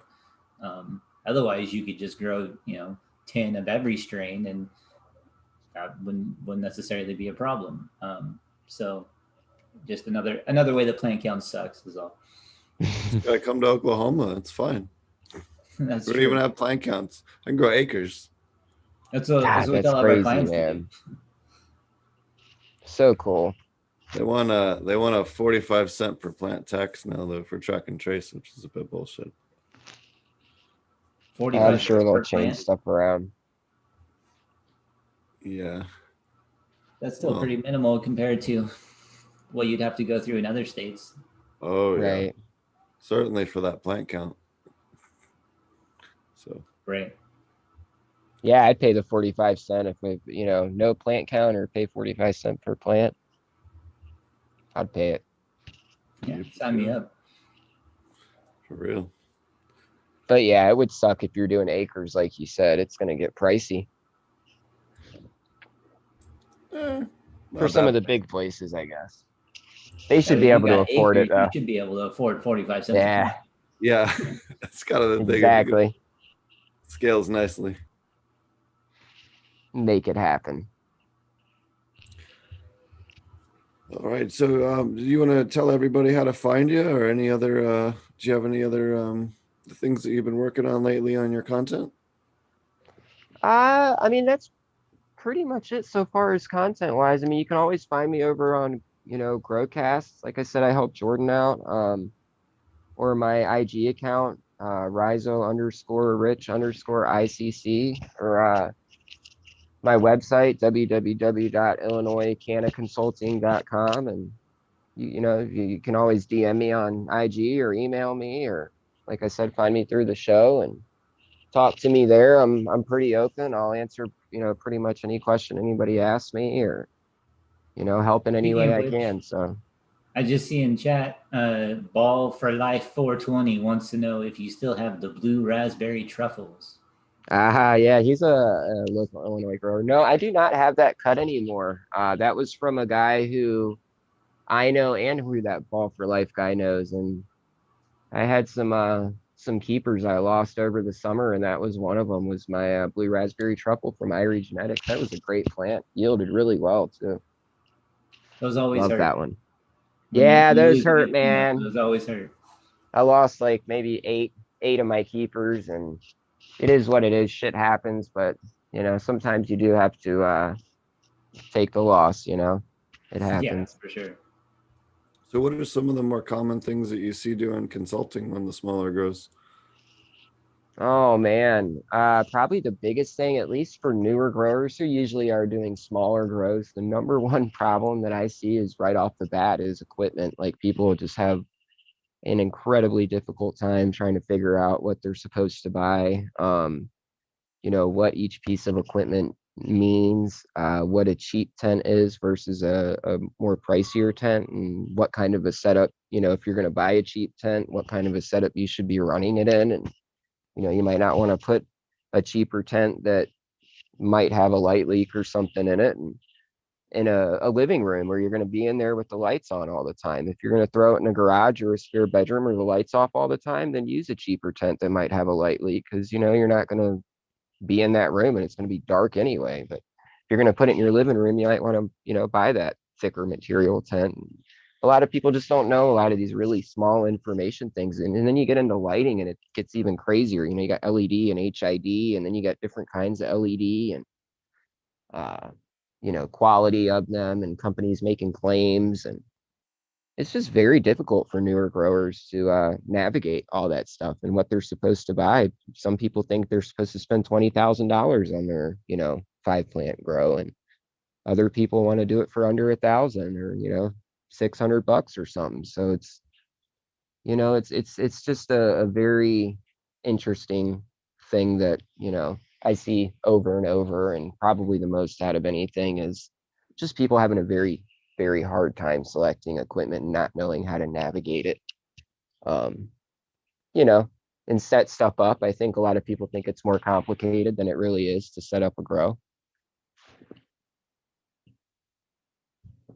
We've had a couple people recently ask us about doing a Dollar General or a dollar store aquaponic setup, and I think we're going to try and do that once I get moved here in a month or two. I'm going into the new spot. I think we'll definitely try to do that and make a small home grow, on a dollar, out of a dollar store, some of the more remote, not that great supply lists that are available in the U.S., but but not all that great. So it's definitely something else. Is where I've seen that's kind of been a little bit of a trend lately too. People trying to do those, bare bones Budget. Yep. Yeah, man, I see a lot of it, a lot of budget grows, and I'm totally fine with that. It's just doing it right is all. And like you said, it can be pulled off. You just have to know what you're doing, and you have to know your parameters and what your environment is, and like I said, what kind of room you're using, and just small little details like that. You can pull off shit, man. You can do it for cheap. You don't need to drop 20 grand into some small grow room. I built rooms for a couple $100. So it's all about what you want to do, what your goal is. And you know it's just like I said, that's probably the number one thing I see at this point is equipment selection problems, and just figuring out how to navigate all that shit, especially lighting. Also, with organics, people just wanting to start out on organics, and usually the first thing they want to start out with is a water only soil, or a pre-made or a pre-blended soil that already comes in a bag, because they want to see how what kind of results they're going to get just with that. And and then they kind of go down deeper from there. So I get a lot of questions, like I said, about that, which is why I ran that super soil or water only soil experiment. Is, you know, I just wanted to be able to give some better feedback and tell some people, you know, personally what I saw when I used this soil or whatever, you know. So I don't like being able to, somebody asks me a question and I can't answer it myself, you know, and give them honest feedback. I don't want to have to, you know, say something I don't know, or say, hey, this is a great soil because I saw so and so use it and they had good results, so it must be good. But, you know, I don't know necessarily exactly what they were doing. And you know, when I can run it myself and just do water only myself, it gives me a really good idea of, you know, what's going on in this bag and what kind of luck a new grower is going to have that's trying to keep it super simple, you know. For sure. Yeah. That's one of the things that I think a lot of people like about this more simpler part A, part B kind of systems for nutrients, as well as versus you know, something like taking on something like aquaponics in the beginning, where it can be a little bit confusing. It's definitely something that we hear a lot about as well. And then something that we tried to solve over at Aquaponic or apmjnewts.com. You can actually get you know, those simplified kind of fish safe nutrients for veg and bloom. You can pick how many weeks that you need nutrients for on each, and then and get them over there. So definitely. What was that address again? Sure, it's apmjnewts.com, apmjnutes.com. Right on. I have a buddy who he's starting up his first grow, and actually he's building everything out and I'm helping him do stuff, but he's going straight into aquaponics. That's what he wants to do for his first run. And he's a very crafty and very smart guy. So if anybody can do this and pull it off, it's him. Like I said, he's been like hand building things, the setup. He's been doing phenomenal. And he's actually been sending me like stuff he's been researching, and some of it has been from you. So it's really funny. I'm like, well, you're on the right track. You're, you know, looking at the right spot for information. So yeah, when he finally gets actually going and plants are in there, he just got his lighting and stuff and tent and all that stuff. I'll have to send him that way to get the nutrients, because I was very unsure of what to do with that. You know, I've never done an aquaponic setup myself, and I don't know what kind of nutrients to use. And I've heard you talk about stuff and certain things that the plants need that may be not so great for the fish or whatever, and you have to watch the amount of what you use and that kind of stuff. So it would be nice to be able to just go somewhere and be like, hey, you can grab these nutrients there, and you don't have to necessarily stress that as much, you know. Yeah, we sell them in a couple of kits. Again, you just pick how many weeks of veg and flower you're going to do, how many gallons it is. We have that all the way down even to aquarium size. So I know there's a lot of people that are doing aquariums out there and want to be able to do and get nutrients for that can work with their planted aquariums or their aquaponic systems. Maybe they have, you know, a home aquarium and they're trying to just hook up their grow tent to it. It gives them the ability to boost those nutrients, and then, you know, they can still top dress if they want to above that, but at least kind of gives you something that's turnkey and easy to use, and you know, an Right. easy transition. So that, you know, because it can be a little bit intimidating, but if you have something just a veg and a bloom, and it's similar to what people are used to with hydro or cocoa, it makes that transition easier until you can feel more comfortable, and then you can get fancy. But the whole point is to make it simple to make that step. Yeah, no, man, I totally agree. I like I said, I've never done full on aquaponics myself. I do have a fish tank, and I do use like the water, you know, when I do like a water change, I'll use that water in my grow, but that's about as far as I've gone into it, you know, using any kind of fish based water besides that, and using that foop stuff. But yeah, man, it seems very interesting. I love aquaponics. It's definitely something I'd like to get into myself eventually.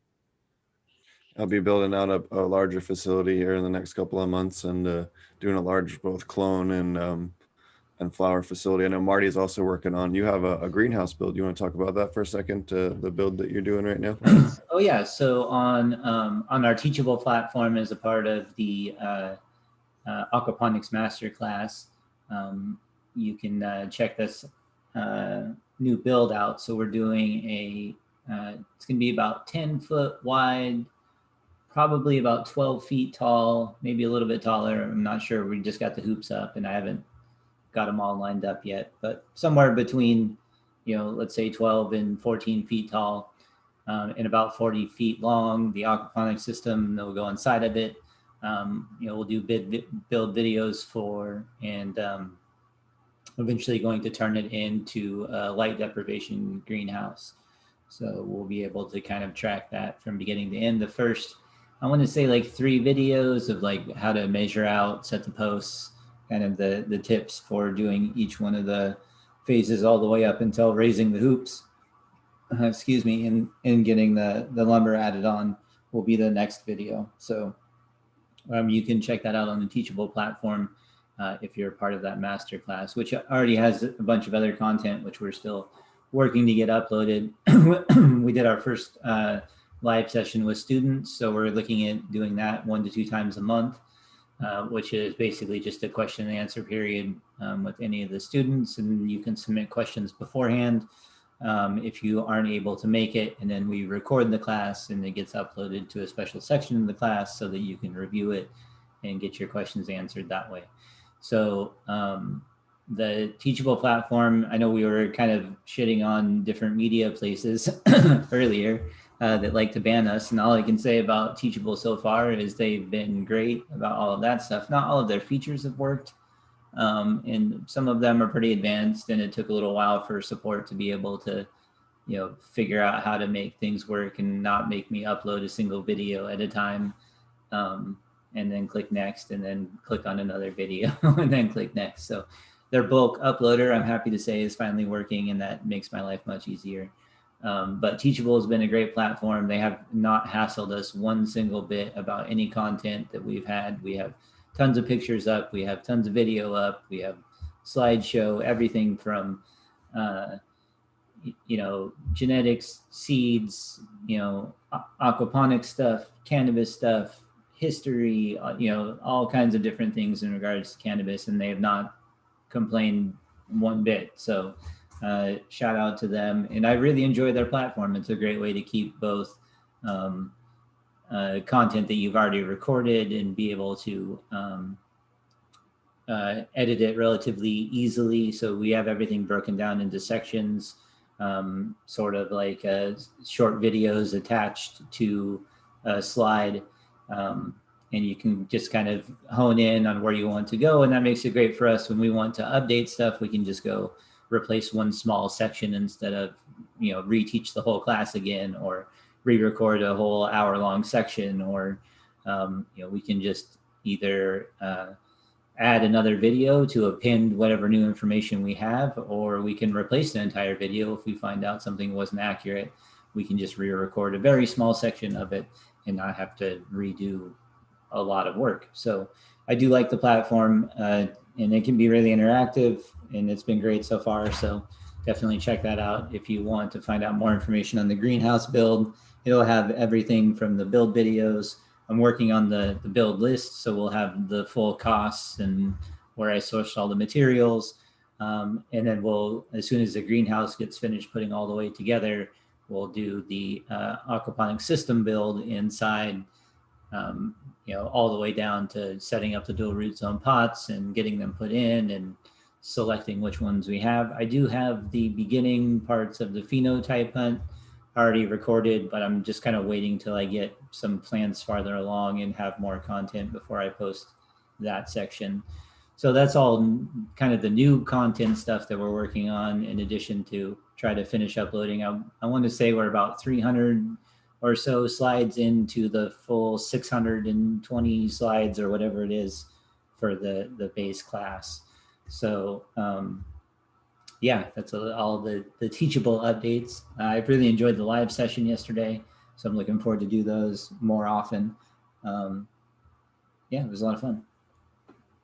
Yeah, it's been a lot of work and a lot of fun doing that together. I also have a much larger, it's going to end up being around 12,000 square foot aquaponic build that we'll be doing here later in the next few months, and then finishing up a large grow we've been helping out on in a southern state that I'll show off here a little bit more in a couple of weeks when it's all finished up, because it's going to be really cool, and something I think that you guys haven't quite seen in a cooler place of the country that not isn't really known as much for cannabis. But if you go there and you see the climate, you're like, oh my gosh, this place is going to be awesome.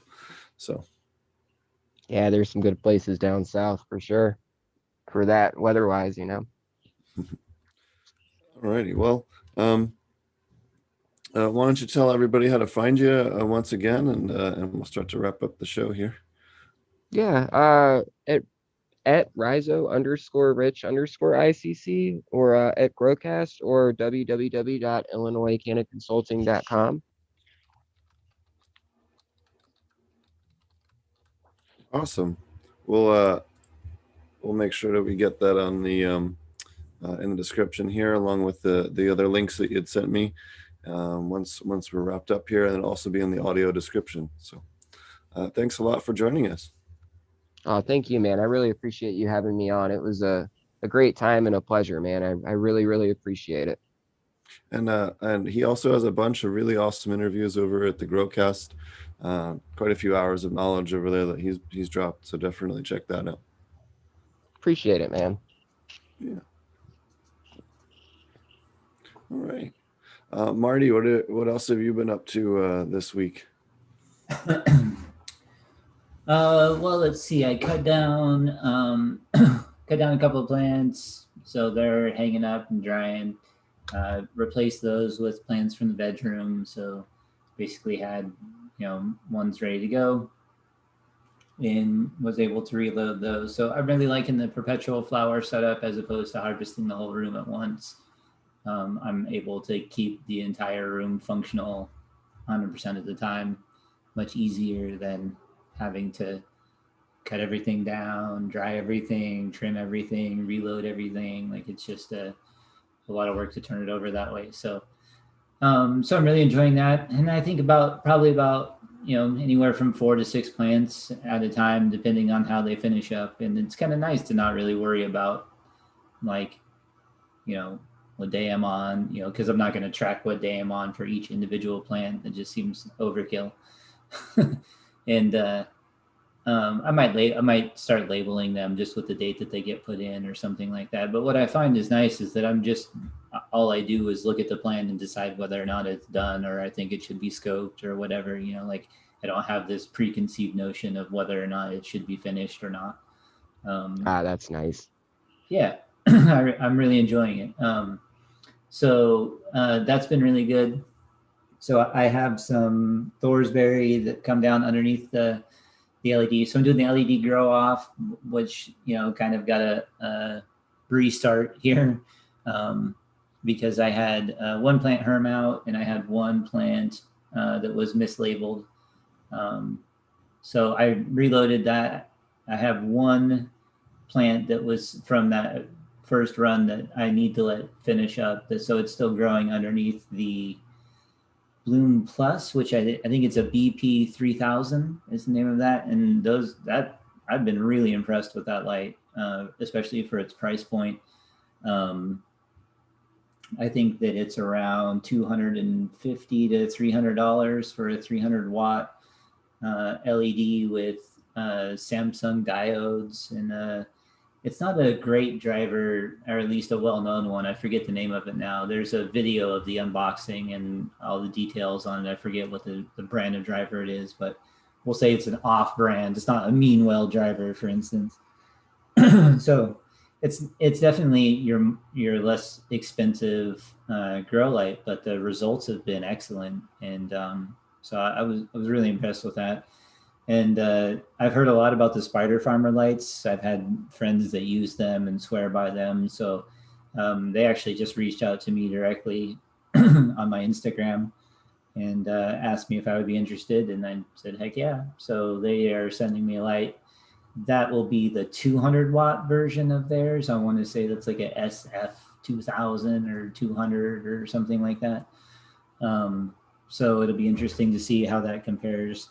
Then we have the 150 watt Mars Hydro, which I haven't really been able to tell a lot about because I had to pull both of the plants that were underneath that in its first run. So all I can say is that it seems to put out, a considerable amount of light for only 150 watt light. And of course, it's ridiculously cool in comparison. So it's just been fun to kind of have the different types. Then obviously I have the 330 watt ceramic metal halide Philips lights that I've been using for a while now. So it kind of gives me a good baseline. I already know what those are going to do and how they're going to produce already. So it gives me a nice comparison. And I can definitely say that the BP 3000, so the Bloom Plus light, appears to be brighter and get a better yield than the ceramic metal halide lights. So just kind of excited to see the differences in different lights as we get them in and up. So that's a lot of fun. I have the pheno hunt.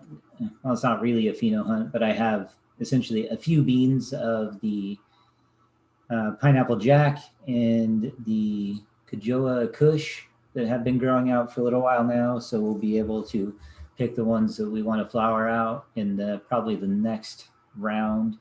So I haven't decided yet if I want to keep the seed as the original mom or keep the clone as the mom and flower out the seed. I've heard really good arguments both ways for doing this, that by flowering out the original seed, you can kind of see more what the potential is. But other people argue that keeping the seed for the mom will give you better quality clones moving forward. So I'm kind of interested in doing it both ways again and seeing if I notice any type of difference. But I'm so limited by plant count that that becomes difficult to do logistically. So I may end up just biting the bullet and doing the full tracking system and bringing on other patients to be able to care give for, which there's no shortage of. It's just a matter of having to do all the additional tracking. But I can get bumped up to a 48 plant count. So I may end up going that route and seeing how that works, just so that I can have more plants to work with, especially with the greenhouse being able to go outdoors now. I can keep both of them going all the time. Whereas right now the plan is more to flip flop back and forth. So my room gets too hot in the summertime to really be able to run without air conditioning. So I'll probably just shut down most of it and just run the greenhouse when it's too hot. So yeah, that's kind of where everything's at right now. The outdoor system, all that stuff will probably be in time to be able to do a full term outdoor this year if I wanted to. So, and I already have plants that are started and ready to go. So as soon as they get loaded up, we should be able to get some pretty big outdoor plants, which I've been wanting to do for quite a while now. My outdoor plants, or my outdoor grow got shut down after regulation came in with legalization, and we had to move, and it's taken a while. I think it took us about 2 years to save up and be able to buy a new place, and then another year or so of moving and building, and we had to do some work here. We had to put in all the electrical, we had to seal up all the walls. We had, there's a number of different things that we had to do before we could get started into production. And now about 3 runs in the flower room here. So that's been a lot of fun. And now we can get the greenhouse going. So it's just kind of ramping things up and trying to get going after massive setbacks, I guess is the easiest and shortest way to put it. But yeah, I think that I'm really excited in terms of how the class is working out and how it pairs nicely with all the stuff that I do here. It's not a lot of it is just recording work that I already do and talking about it a little bit. So I try to incorporate it, and then it makes the class kind of more of, kind of like what Rich was talking about, of being more based in real world experience. For the most part, I have the things that I've done in a variety of different ways. I've grown in different ways. I've grown in sips. I've grown in raised beds. I've done living soil. I've done pretty much everything except for straight Kool-Aid hydro is about the only thing that I haven't done. And I may even do that at some point. I've had a couple of different organic hydro lines.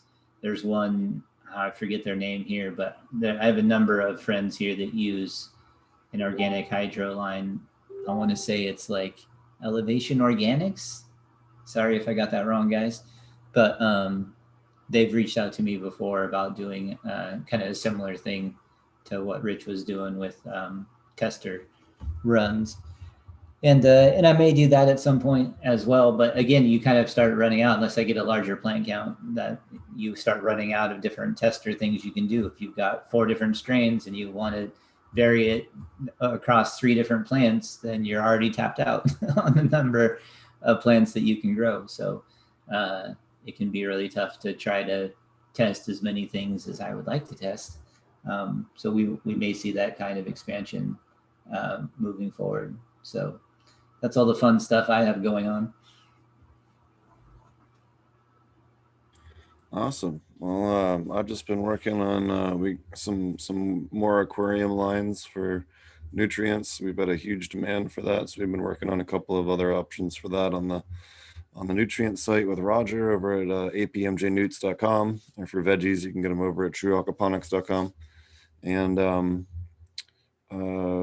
yeah, we've had a couple of new customers for the subscription service, so that's been kind of growing each month. We have a subscription service. If you want us to take care of your nutrients on your commercial farm, you can check that out over at aquaponics.com. And what else? Just working on some project, just this new project in the south, and then the new farm out here in Oklahoma, and getting ready to switch up the product lines for the summer for the beverages, and coming into springtime, moving into teas and lemonades and things like that from the wintertime drinks. So switching that over and just kind of getting ready for springtime all around. Oh, the other thing is we have a new grow club that we founded out here in Oklahoma. So we've been working on that. We'll have our meetings the second Tuesday of every month. So the Bryan County Green Club. So that's been a lot of fun, helping local people get growing, and just kind of doing a lot of what we do here with the podcast, but just helping some local people out, giving them a monthly club that we can all get together and have. I know how awesome that was when I found one in Denver when I first moved out to Colorado, and we would drive like an hour and a half to go to that club. Just to have a place where we could go talk to other cannabis growers. And a lot of people, especially in these newer states, don't have that kind of experience. So it definitely, if you are more knowledgeable than the average bear, get out there and start a local grow club, find a space that'll let you host it, and just do it, and we had the first meeting last month in the middle of a freezing rainstorm, and we packed the room. So there's a huge demand for that type of stuff. It's a cooler, more private kind of way that people can get questions answered in a place that's more comfortable for a lot of people. And again, a lot of us that listen to this show are more knowledgeable than the people in our area. And if it's a place where you can go out and talk about it publicly, I highly encourage you to start your own local grow club, even if it's for not just for cannabis, but just a local gardening club. You'll find the local growers. Just they'll show up, don't worry. And never doubt how effective it is, because that's how all of the information about all of this survived it being illegal for so long, was each one teach one. And if you've got the knowledge, go. And I'm just speaking personally, I can say, I feel like it's a lot of fun. Like, it feels good to just help people and get random text messages that are like, hey man, I really appreciate all of, the information you put out. I learned how to grow from listening to your videos and your podcast, and just now I grow all my own medicine for myself, and I got myself off of pharmaceuticals, or my husband's off of his PTSD meds, or I'm making RSO for my grandpa, or there's a number of different ones that have come in, and it doesn't, all of those are the, that's basically the reason that we do it. It's not like we make a ton of money off of doing a podcast, or Right. recording YouTube videos, or it's not like we're not Mr. Beast in terms of marketing here. It's we don't get tons of views, we don't make a lot of money off of marketing, we don't make any money off of ads. Like most of the time it just goes to paying hosting fees or whatever else to keep the podcast on apps that everybody likes to do, which by the way, thanks for handling all that, Steve. I don't even have to worry about it. Yeah, so we actually, I've made less than $400 to date on my YouTube in terms of revenue generated from ads, and that AdSense, because I have the cannabis stuff on here, will not let me pull it out. So right. we've made money, can't even take it out. Just to give people an idea of like, this is a labor of love, and that's, you know, we certainly don't do this to get rich. Yeah, it's a great way to get an education. I'll say, you know, we've been able to interview and talk with, you know, some of the leading minds in different fields, and really has been able to help, you know, probably like a college level course, you know, that I've been taking personally since we started doing it. So it's a great source of knowledge to be able to have. But it's, you know, aside from that, the you know, the sharing with other people and the feedback and appreciation that you get for doing that, you know, feels really good. And I recommend more people partake in that in your local areas. You know, talk with your co-op or your different grow stores. If you've got a local hydro shop, most of them are willing to let you meet there. In fact, I just one of the first classes I ever taught on aquaponic cannabis was here locally at a grow shop, and somebody on one of my posts online, I think it was in the Probiotic Farmers Alliance group, somebody was like, hey, didn't you teach a class like 6 years ago at the Ladybug store in Phoenix? And I was like, hell yeah, I did. You know, so like it was just cool to sort of connect some of those dots over so long. But they let me have a class in there just for their own self-promotion and didn't charge me anything. And you know, it was great. There's a lot of resources for that. So a lot of times, you know, reach out to those different places and you know, try to get involved and make it better. You'll find it's a lot of fun. It's cool, like, you know, especially with the how big we've gotten now. Like I've traveled the world. I've gone all the way to Africa, and then been able to make, you know, some just say, hey, I'm XYZ wherever I was. I'm not going to give it away because I don't want anyone to get in trouble. But within an hour and a half, I was able to get a bag of weeds, even though I just flown over an ocean. So, you know, that's cool. You know, being able to educate so many people that you can travel damn near anywhere and still, you know, still find something, dude. Yeah, man. I know exactly what you mean. That is a killer feeling for sure. And I'm sure the guy who's, I'm not going to out him because I don't want to get in trouble, but he knows who he is. Shout out to him and his brother. But yeah, so yeah, Marty and I have just been working on getting more content up for the class. We're going to be doing some other classes here later in the year, some introductory classes for aquaponics. I'm going to do my herb class, and we'll have some other content up later in the year. Hopefully have my damn book done this year, although this big build that I'm going to be doing might cut into that, but it'll end up being content for the book as well. So we'll see if I decide to cut that in or out and leave that on the online class or not, but we'll see. But other than that, just working hard. We have getting ready for spring with the people I'm working with out here, and just kind of getting cuts going, getting cultivars going, new pheno hunts, and then working on this other project a couple states over. Again, they're just coming online, so they're doing their pheno hunting and thinning down, getting ready for spring as well. They have 2 very large greenhouses we'll be packing up and getting those into production. So that'll be a lot of fun, and as well as changing up their filtration. They have a drum filter, which is really good for aquaculture, but not very good for aquaponics for what we're doing. So we're going to actually change the way that waste is coming out of the drum filter so that we can capture a large percentage of it for mineralization, and then, you know, utilize the rest of it for some field crop areas on the rest of the output from it. So it's going to be kind of cool and a little bit different design than we normally do, but they'll be able to have significantly higher fish stocking densities than you normally would for an aquaponic system. So it's going to be kind of a funky high, kind of somewhere in the middle between a decoupled and a coupled. That it's going to be kind of an interesting setup because of their layout, but it's going to be a lot of fun to work on, and just nice to travel again. I feel like it's you know, having gotten COVID and gotten through that, it was nice to go through an airport a couple weeks ago and not really worry about getting sick and, you know, still wear the mask and all, but, you know, more or less just be like, it's kind of, you know, something I don't have to worry about at least immediately. And it was nice just to travel again, to be frank with you. Oh, I'm sure, man. Sense of normalcy again, you know. Right. Yeah, that sounds like you got a lot going on, man. It sounds like some really fun stuff too. And still get, just like before, still get extra groping at TSA. The dreads. Yeah, if you have dreadlocks or anything like that, just opt out and take the pat down. They're gonna do it anyway, even if you go through the scanner. So just go ahead and take the groping out, right? Just moan a little bit while he does it, and then they'll go easy on you. Well, like the last 2 times I've gone through, I've been in a hurry, right? So I do the scanner. I just jump right in the scanner and like, you have density in the back, and it's like, here, now it's in the front. We'll do this again. See, set it off. Are we good? Like, oh man, what do you want? Like, I don't know. There's nothing I can do about it. Like, no shit, man.